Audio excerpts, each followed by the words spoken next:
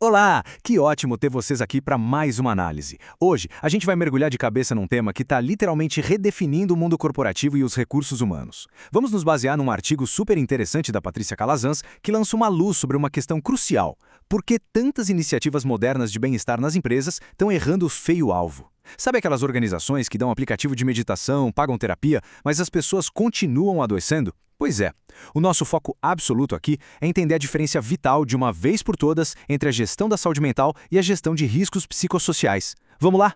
Para entender bem o tamanho desse problema, imagina a seguinte cena. Pensa numa piscina com a água super turva, completamente verde, cheia de bactérias, tão suja que não dá nem para ver o fundo do azulejo. Agora, imagina que todo santo dia um grupo de trabalhadores chega para nadar ali. Algumas pessoas chegam super limpas, com a saúde impecável.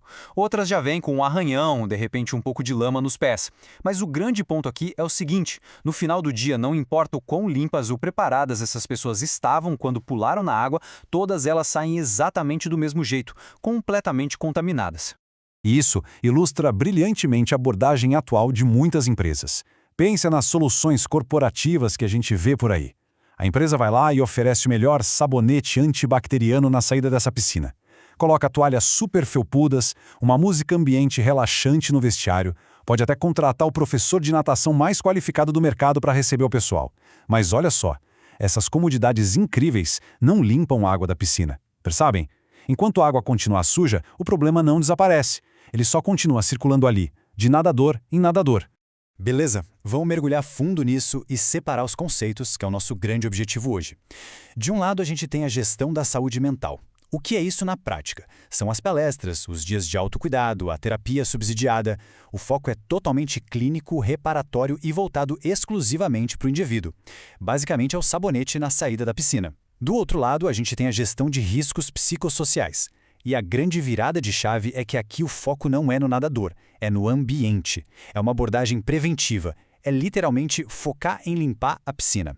E o que a gente está vendo no mercado é que confundir essas duas coisas está custando caríssimo para as organizações. Para tirar um pouco isso do mundo das metáforas e trazer para a realidade técnica, a gente precisa olhar para como a OIT, a Organização Internacional do Trabalho, define esses riscos psicossociais. Segundo eles, esses riscos são as interações entre a função que a pessoa exerce, a forma como esse trabalho é gerenciado, as condições do ambiente e as necessidades de quem trabalha. Quando essas interações são falhas e não funcionam bem, elas prejudicam diretamente a saúde, o desempenho e a satisfação da equipe. Ou seja, as autoridades trabalhistas globais já reconhecem de forma clara: o próprio ambiente e a forma como o trabalho é estruturado podem ser, sim, perigos reais. Então, quais são as verdadeiras toxinas dessa água, hein? Tirando o corporativés e falando a real, a gente está falando de coisas como dimensionamento errado de equipe e metas impossíveis que geram uma sobrecarga absurda. Estamos falando daquela liderança que humilha a pessoa e mascara isso chamando de feedback, das jornadas de trabalho que invadem a vida pessoal o tempo todo, da falta de clareza, falta de autonomia e de ambientes marcados por assédio e hostilidade crônicos. Esses sim são os verdadeiros fatores de risco. O burnout, a ansiedade, a depressão, eles são só os efeitos. E tratar o efeito sem mapear a causa raiz é como lavar o nadador e jogar ele de volta na mesmíssima piscina suja. Agora, o que é realmente intrigante nessa história toda é pensar o seguinte: se tratar a causa do problema é o caminho mais lógico, por que tantas empresas invertem a ordem? Por que focar no indivíduo? E a resposta nua e crua é esta: porque é muito mais confortável. É muito mais fácil oferecer um pacote de terapia do que ter que mexer nas estruturas de gestão da empresa. É simplesmente a saída de menor resistência. Vamos destrinchar como isso funciona na prática. Como as empresas fogem da verdadeira gestão de riscos seguindo esse caminho super confortável. Primeiro, elas evitam ao máximo mudar os processos de trabalho. Segundo, elas se recusam a redesenhar as funções e a olhar de verdade para a governança. Terceiro, elas fogem de admitir que a própria cultura está adoecendo as pessoas, porque isso significaria ter que desafiar quem está no poder da organização. E aí vem o quarto e último passo. Elas pegam toda essa negligência estrutural e rebatizam o problema com um rótulo bonito de programa de bem-estar.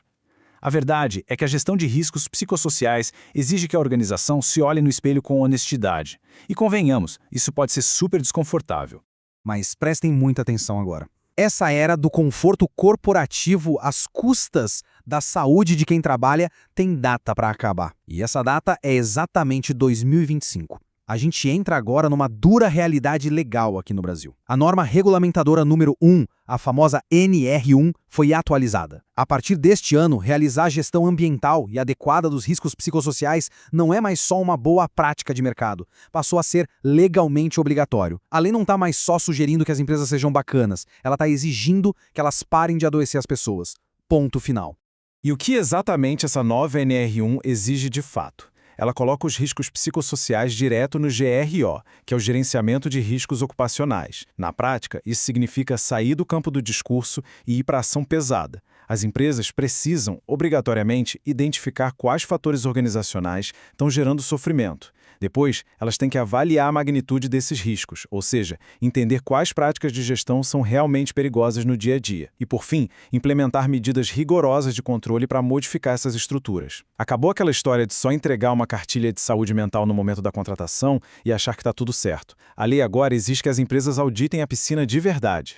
E para amarrar perfeitamente essa ideia, a Patrícia Calazans traz no artigo uma reflexão que é sensacional. A piscina suja não discrimina, ela contamina o gestor super resiliente e o colaborador mais frágil exatamente do mesmo jeito. A única diferença é a velocidade. Ignorar os riscos do ambiente, uma hora ou outra, afeta absolutamente todo mundo. É por isso que continuar medindo o bem-estar de uma empresa pelo número de sessões de terapia que o pessoal usou no plano de saúde é uma métrica totalmente falha. Fazer isso é confundir o sintoma com a causa, o que invariavelmente leva a prescrever o remédio errado para a organização. O que nos leva à nossa reflexão final. Com base em tudo que a gente destrinchou aqui hoje sobre essa diferença absurda e crucial entre tratar os sintomas do indivíduo e curar de fato o ambiente de trabalho, fica uma pergunta provocativa para a gente fechar. As organizações estão realmente mapeando os riscos psicossociais com honestidade? Ou elas ainda estão só distribuindo sabonete caro e toalha macia na saída de uma piscina que continua suja? Pensem muito nisso da próxima vez que uma nova iniciativa de bem-estar corporativo for anunciada por aí. Muito obrigado por acompanharem essa nossa explicação e até a próxima.